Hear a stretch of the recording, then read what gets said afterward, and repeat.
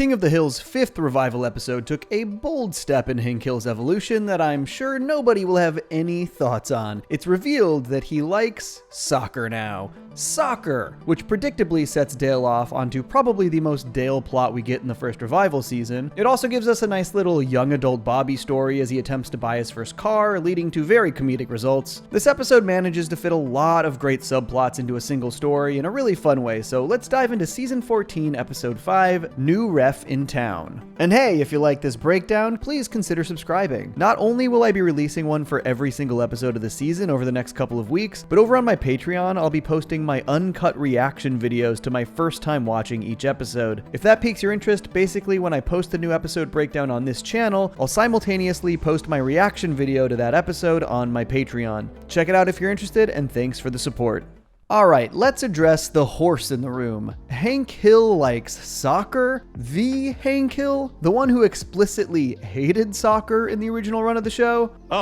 Oh yeah, I hate soccer, yes. Honestly, I totally understand how at a glance people might hate this, but I feel like they mostly handled it really well, particularly because the core of the story is specifically about Hank being worried about his soccer-hating friends judging him. The way the episode eases into the fact that Hank might have a fondness for soccer is very funny, as the gang all expresses their disgust that Luke Jr. is practicing in the alley. Luke could be the next Lionel Messi. These are very funny hints. I really like Hank naturally juggling the soccer ball with no issues. Honestly, I think one of my favorite details is that Hank didn't even reveal to Peggy that he liked soccer. That's how ashamed he was given his very Texan upbringing. I was hoping we might get a bit more of these flashbacks across the season, but I really liked that they jumped back into time spent in Saudi Arabia here, explaining how Hank became interested in the sport in the first place. He was initially just at the stadium to focus on their propane needs. God dang it, if the beautiful artistry on that field didn't lure me in. Now, I will admit, I wish they had gone a little bit more in depth into how he started to love the sport. I think it fully makes sense for the character, and I know we've got limited time in these episodes, but seeing exactly how the rules and sportsmanship won him over specifically could have honestly been a fun episode in itself. Like, that's a whole Hank Hill story. But to me, this development still makes a lot of sense. So many of Hank's opinions are rooted in where and how he was raised. But Hank loves sports, athleticism, community, camaraderie, etc., and being away from Texas and the sports he's used to loving, and embedded in a culture that fully loves and embraces soccer, I think it makes a ton of sense that he would find the integrity in that sport and start to appreciate it, even if he was fully a closeted soccer lover. And Dale picking up on the hints that Hank might not hate soccer and using it to fuel an international conspiracy. Hank was turned in Saudi Arabia. Turned into what?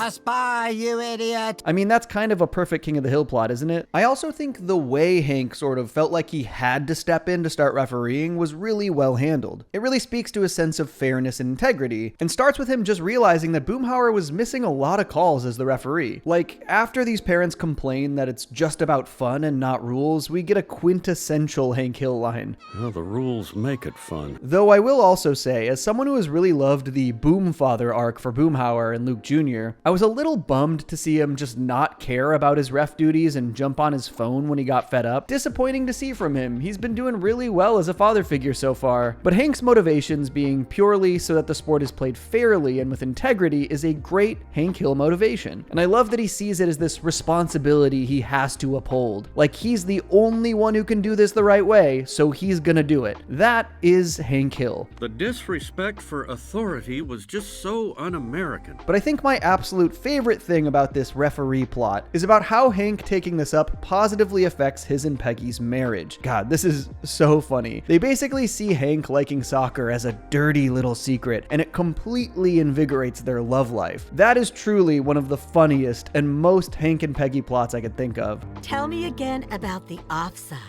You want to hear it fast or slow? I really appreciated this exploration of Hank overall. Yeah, he's a stubborn guy with a specific worldview, but we know he's not immune to change, whether that's from peer pressure, growth in understanding underlying integrity, or both. And they really highlighted all the things that Hank would embrace about this specific soccer situation. I liked that even Hank and Peggy discussed this as an evolution for Hank, but not a fundamental change. Maybe I have evolved. Although I still don't like women shaving their heads and dyeing what's left. They look like fruit. I thought the Dale plot provided just about everything you'd want out of a Dale conspiracy story. He makes an observation that is absolutely correct, and then just extends that observation to the most insane conclusion, and provides us with some new top-tier Dale lines as well. I've killed werewolves before.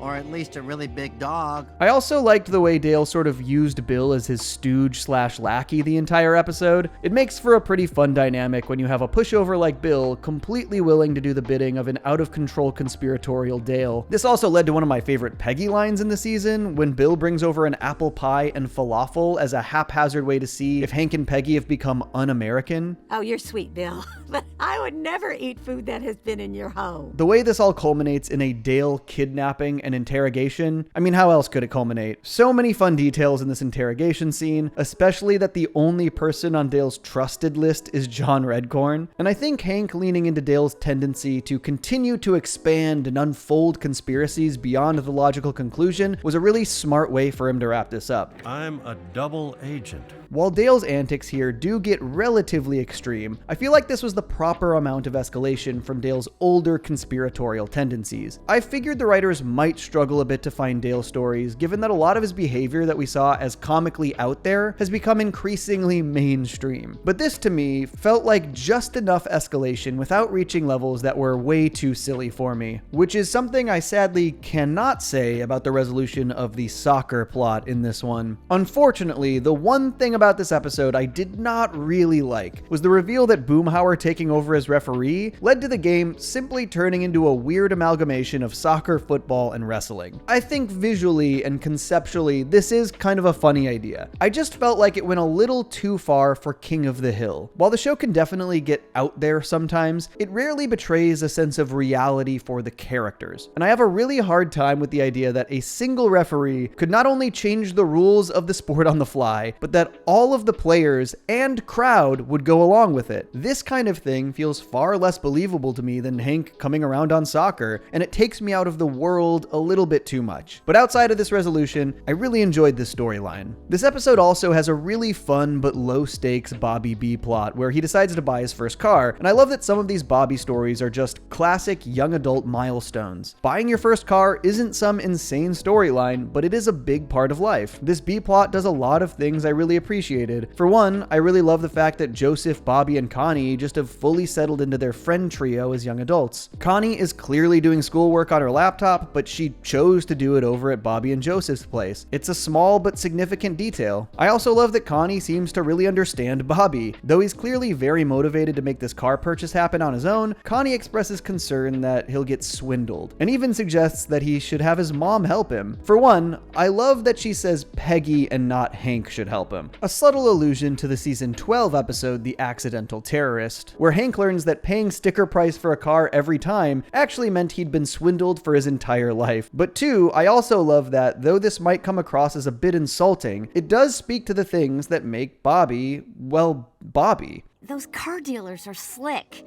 and you're just too nice. He's an incredibly sweet and trusting guy, and these are the things that Connie likes about him, even if her concern might come across as condescending here. And obviously, in the end, Connie was right to be concerned, though not in the way anybody expected. Bronco Barry feigns defeat in the car negotiation, only to somehow convince Bobby that if he doesn't take the horse from the commercials off his hands, he's gonna put it down. I know a nice guy like you wouldn't murder a sweet horse like this. Honestly, this is such a funny swindle. I don't think anybody expects to go buy a new car and come home with a free horse. Not to mention that Bronco Barry is just a very funny side character. I love that the revival season continued the trend of giving lots of supplementary roles to Stephen Root, who obviously always did an excellent job as Bill and Buck, but he's a pretty versatile performer, and I'm sure the number of characters he's played over the show over the years is in the dozens. But the absolute highlight of this Bobby B story for me is Joseph initially panicking before falling in love with the horse. Oh, I love you, horse! Bobby and Joseph dropping everything to try and take care of the horse is short-lived and funny, but it's the resolution to this story that I loved most, where they call John Redcorn for help. Now, these 10 episodes haven't really explored it too in-depth, but I do think there's a lot of interesting subtext to the John Redcorn and Joseph relationship. Obviously, it doesn't seem like they are particularly close, and the show does seem to be playing the game where they hint that Redcorn and Nancy might still be seeing each other without outright confirming it. But the Joseph angle is what interests me most.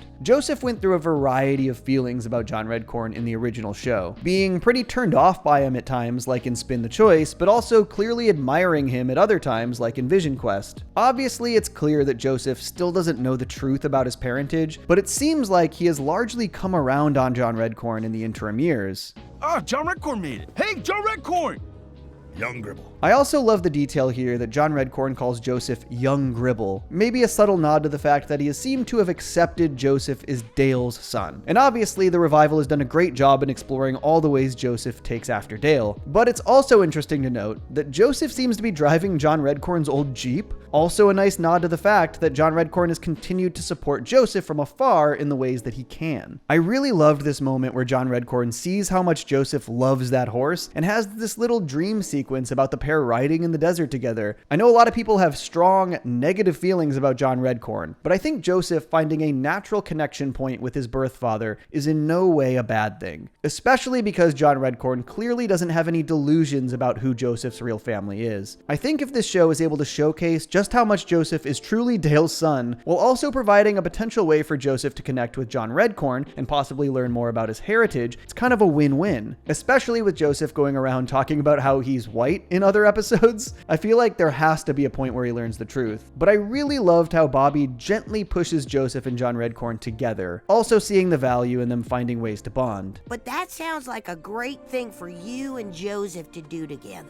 I'm sorry, but you cannot make me hate the hope in John Redcorn's eyes right here. I will say, while I really liked this B-plot, it is maybe an example of how the revival sometimes feels like two separate shows simultaneously. Since Bobby and the gang are in Dallas, there's very little crossover with the A story. In this one, they made it happen with a simple phone call from Bobby to Peggy, and I think they're doing well with what they're working with, since I don't really have any better alternative here, but it is something I noticed. Like, this B story really could have slotted in with any number of other A stories since they were so disconnected. But these are nitpicks, and I don't put a ton of stock in them, because overall, there's just so much more good in this formula than bad. Overall, I think this is a really fun episode. While I maybe didn't love the ending to the referee plot, I really liked the way it explored Hank's ability to change and the peer-driven shame he feels alongside that change. It provided a super fun angle for Dale's conspiracy and a solid young adult milestone for Bobby that allowed for some really sweet moments. Overall, it's just another solid episode. And that is all I've got for Season 14, Episode 5, New Ref in Town. Remember, if you like this breakdown, I've got the first 4 of the season up already, more for Season 14 on the way, uncut reactions to these episodes over on my Patreon, and of course, tons more King of the Hill videos across the channel. Check out all that if you're interested, and stay tuned for more. Peace. I stay mellow watching Johnny two cellos. He talks cartoons, he's a really cool fellow. He keeps you posted on adult cartoons. If that's what you're into, then grab a spoon and a very big bowl of your favorite cereal. Feels like Saturday morning cartoon material. Johnny two cellos, watch him on YouTube. Now enjoy this groove and bust a move.